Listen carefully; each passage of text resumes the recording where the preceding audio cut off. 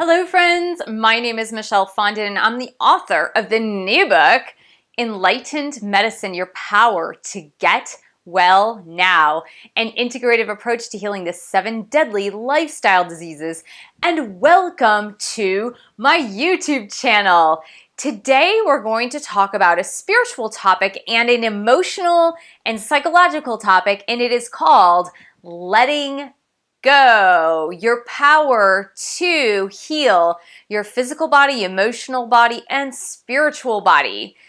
This came to me in particular because I'm having an issue in my personal relationships, and more in particular with a dynamic between certain adults in my family and my children, or one of my children in particular. And so it really got me to thinking about relationships and the fact that we have a tendency when we really love someone or we care about someone, or we have great fears that this person might leave us or the relationship might transform in a way that we don't want it to transform, that we tend to hold on too tightly. And when we do that, you know what happens is we become controlling, and we control the other person, or at least we try to control the other person. And realistically, that is not love. That's not compassion. That's not unconditional love. What it is a great big amount of fear. Now, in my life in particular, I grew up in a really dysfunctional household, as I talk about in many of my books. And I grew up with a mother who held on too tightly. She wanted the control. She wanted to manipulate. She had a great fear of loss, and I believe she still does have a great fear of loss. And so, as a result, she really held on too tightly to that relationship. And she still today tends to hold on in different ways, but really holds on tightly to that relationship, and not in a healthy way. And I'm sure that for some of you out there, especially in a relationship with an alcoholic loved one, whether it's your child or your mother or your father or your spouse or your sister or your brother or your best friend, or if you're seeing your children grow up and you're just having that feeling of like, oh my gosh, I'm going to be an empty nester soon and I'm getting really anxious about it. Or maybe your kids are just becoming teenagers and you feel like you're losing control. You feel like they're just going out there into the world. They might be learning to drive or going out on dates or going out with friends, and all of a sudden, no longer do you have control of the reins, and so you can feel really insecure about it or feel fearful that they might not love you as much or need you as much. So it came to me when I was writing a letter to one of my family members that is involved in this issue, and it came to me that my father had told me about this passage in one of his favorite books of all time. It's The Prophet by Kahlil Gibran. And interestingly enough, my son and I were cleaning out a bookshelf with all of his books. This is my 20-year-old son. And we stumbled upon this copy of The Prophet by Kahlil Gibran. And this copy was given to him by my father at his high school graduation in 2016. And so he was making the decision as to which books to keep and which books to discard. And I told him, hey, you can't let this one go. This is your grandfather's favorite book, and he dedicated it to you, or he at least signed it or something. And it's a great book of poetry. So as I was writing this letter to a family member last night, this passage came to me. I'm going to read it to you. I'm going to share this with you. If you don't quite understand it when I'm reading it, because poetry sometimes is really difficult to understand. I know that. Sometimes I have to read it like 5 times before I get it. But you can always look up Kahlil Gibran The Prophet, and the passage is called On Children. And a woman who held a babe against her bosom said, "Speak to us of children." And he said, "Your children are not your children. They are the sons and daughters of life's longing for itself. They come through you, but not from you. And though they are with you, yet they belong not to you. You may give them your love, but not your thoughts. For they have their own thoughts. You may house their bodies, but not their souls. For their souls dwell in the house of tomorrow, which you cannot visit, not even in your dreams. You may strive to be like them, but seek not to make them like you. For life goes not backward, nor tarries with yesterday. You are the bows from which your children as living arrows are sent forth. The archer sees the mark upon the path of the infinite, and he bends you with his might that his arrows may go swift and far. Let your bending in the archer's hand be for gladness, for even as he loves the arrow that flies, so he loves also the bow that is stable. So I thought that was such a poignant passage to include in this letter that I was writing, because my plea in this situation was for unconditional love. Unconditional love is letting go.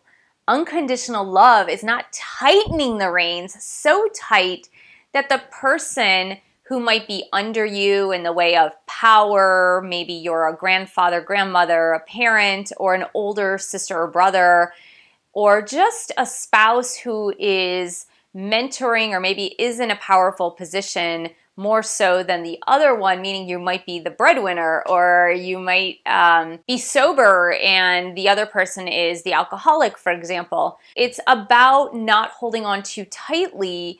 It's about trusting in God, trusting in spirit, trusting in your higher power to take care of that person and take care of that relationship so you don't have to hold on so tightly. Because what happens, honestly, let's explore this.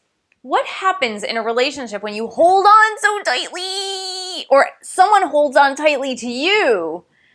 What's the first thing that you want to do? You want to break free, right?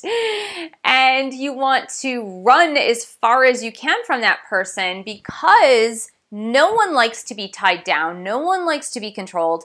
And no one likes to feel as if they're restricted or constricted.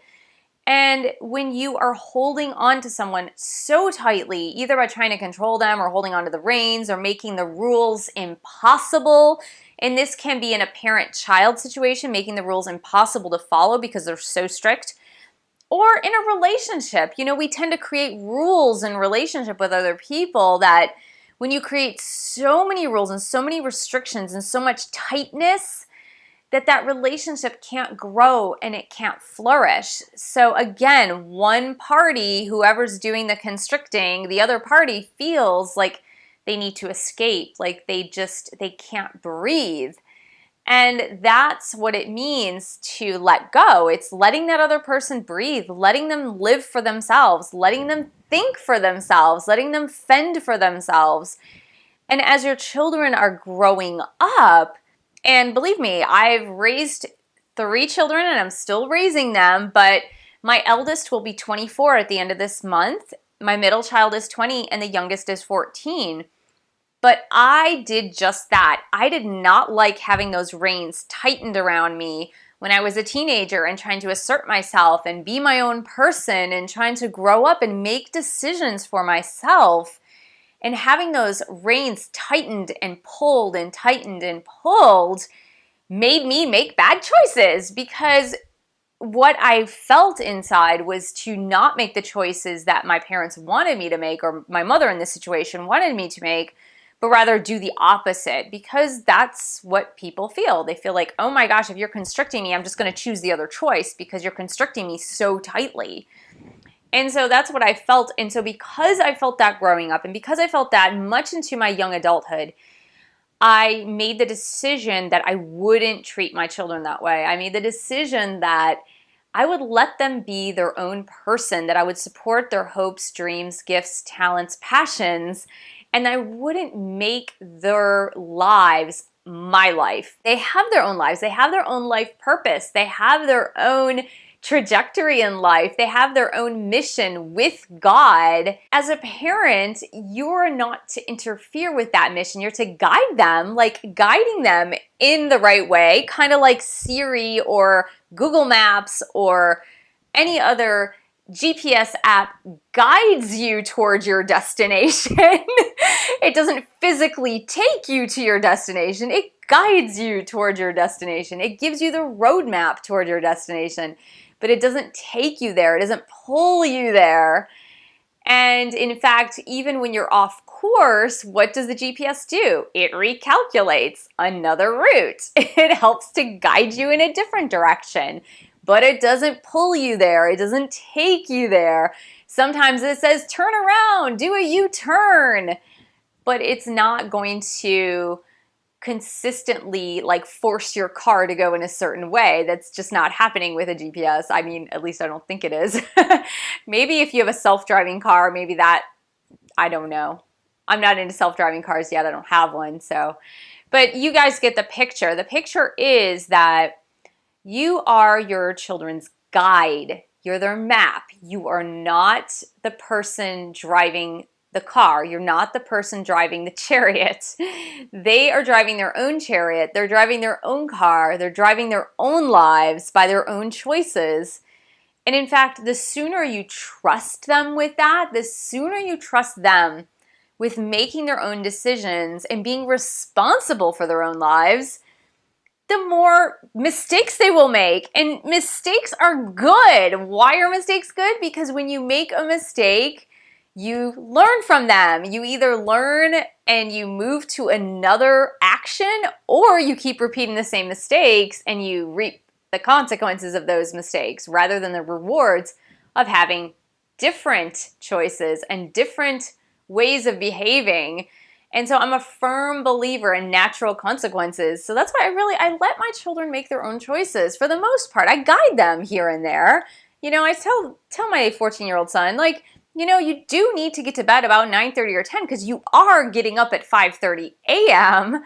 So it's probably a good idea to get some sleep, you know? So I do guide him in that direction, but I don't force him. It's up to him to make that decision to get into bed and to put himself to sleep, because I don't know if he's in there listening to his iPhone or watching YouTube or anything like that. I mean, he's 14. He needs to learn to make these choices for himself. And if he's too tired for school the next day, then there are other consequences to that. So by tightening the reins and by not letting go, you're not only hurting yourself, because it's really hard to be controlling. Believe me, I know this. If you don't believe me, view all of my videos on alcoholism and addiction, because I tell my story in many of those. And I tell the story in my book, Help, I Think My Loved One is an Alcoholic. I tell the story about trying to control the alcoholic in my life and trying to pull in the reins and trying so hard to make him fit into the mold that I created for him. But I'm not his creator, so I couldn't create the mold. The mold was already there. He has his own mold. So I really was on the other side of that, not with my own children specifically, although there are moments in time where I really needed to intervene and I maybe overreached into the control mode, or I overreached into that because I was fearful for their lives, or I was fearful for them making the wrong choices. But those are really few and far between. For the most part, I kind of just say go and let them go, and they come back to me and they ask for feedback, or they tell me stories about what happened or what they're doing. But I'm just there as a sounding board. I am not there to tell them what to do, because they need to make their own choices. And what's really interesting is that the fear that we have, the fear that we accumulate so much when we hold on, we have this fear of loss. We have this fear of, if I don't hold on so tightly, I'll lose this relationship. Or if I don't hold on so tightly, I will lose love. Or if I don't hold on so tightly, something will happen to this person. And the truth of the matter is, you cannot lose something that you don't have anyway. So you don't have the reins. You don't have the reins of control over anybody but yourself. So that's a false precept, because you can't lose something that you don't have. You don't have the control. So because you don't have it, you can't lose it.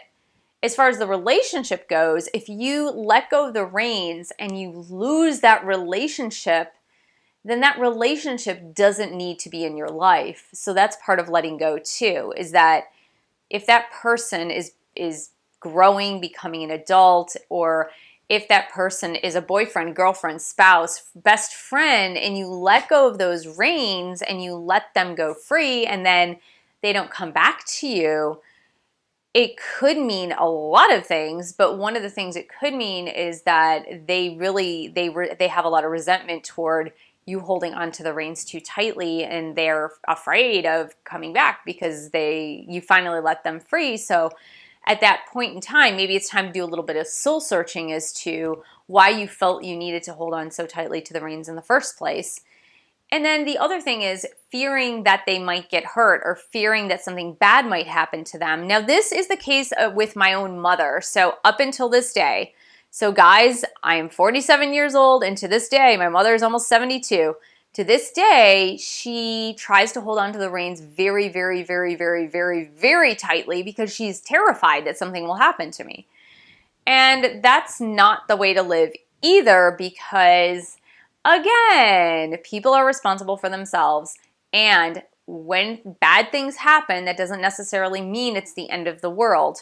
When somebody gets hurt or makes a wrong turn, or even somebody that you love and care for very, very, very, very much, there's always a reason for it. They have a lesson to learn. They need a consequence. They need to turn in a different direction. But that is not your concern. It's totally, totally, totally not your concern if that person has a fall, if they make a mistake, if something happens to them. That is not of your concern. Remember, you are not the orchestrator of the entire universe. So just let go. Let it go. Let it go. Let it go. That's really what was on my heart today, and it's such a weight that's taken off your heart when you let go of relationships and you allow the person to flourish and grow and be masters of their own destiny, rather than you playing puppet master and trying to orchestrate and control them. You need to turn it back and realize that in the same way that you wouldn't want to be controlled, or you wouldn't want someone to hold on to you too tightly, you need to offer that gift to them, whether it's your child, spouse, best friend, boyfriend, girlfriend, whoever it is, that you need to give them that gift of unconditional love, that gift of, I'm letting you go, but I will love you even if you decide to come back, or if you need me, I'm here for you. And so that unconditional love is something that is a gift that you're giving them. It's like, it's not dependent on me and my ego and my own fears, but it's based on the fact that I love and care about you, and I know that I didn't create you. God created you, and that you have your own path and you have your own life to live, and I support you in that. I love you in that, and I care for you in that, but you need to run your own race. So thank you so much for joining me. Thank you for subscribing to my channel below. Share this video with friends, family, and your dog. Thank you for pledging your support on Patreon. I love the fact that I have people who pledge and support this channel. www.patreon.com/Michelle S. Fondin. And I will see you in the next video.